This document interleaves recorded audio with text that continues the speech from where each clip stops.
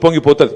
నిన్న నేను సూర్యాపేట జిల్లాకు పోయి ఆడికెళ్ళి మన తుంగతుర్తి పోయి తుంగతుర్తికి వెళ్ళి సూర్యాపేట పోతుంటే అక్కడ మధ్యలో ఒక ఊర్లో ఆగిన మనోళ్ళు ఆపితే అక్కడ అప్పుడే ఎలక్షన్ అయింది, కౌంటింగ్ అవుతుంది, మనోళ్ళు ఆపినరు, ఆగిన నేను ఆగితే ఆ ఊరు పేరు ఏపూరు.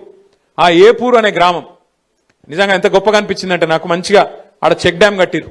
ఆ చెక్ డ్యామ్ పక్కన మొత్తం నీళ్లు ఆగి ఉన్నాయి, మంచిగా బతుకమ్మ ఘాటు కట్టుకున్నారు, ఆడ మంచి ఇట్లా మెట్లు కట్టుకున్నారు. పెద్ద ఊరు, దగ్గర దగ్గర 3000 ఓట్లుంటాయి, పెద్ద ఊరు. ఆ ఊళ్ళే మొత్తం ఒక వైకుంఠ ధామం కట్టిరు, ఒక పెద్ద శివుని విగ్రహం, వైకుంఠ ధామం, మంచి కాంపౌండ్ వాళ్ళు, బ్రహ్మాండంగా ఉత్తమ గ్రామ పంచాయతీగా వాళ్లకు దేశంలోనే అవార్డు వచ్చింది.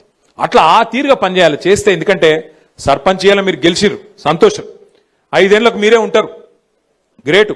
కానీ పని చేసి చూపెడితే, పని చేసి ప్రజలకు, ఎందుకంటే ప్రతి ఒక్కరు మీరు మాట ఇచ్చింటారు, ఫలానా పని ఫలానా పని ఫలానా పని నేను చేస్తా అని చెప్పింటారు.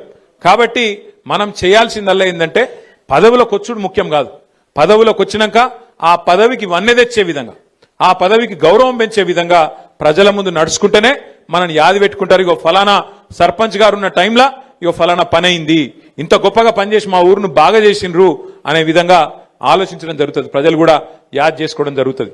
ఎందుకంటే పదవులు పోతాయి, ప్రాణాలు కూడా పోతాయి, కానీ మిగిలేది పేరు ఒక్కటి మాత్రమే.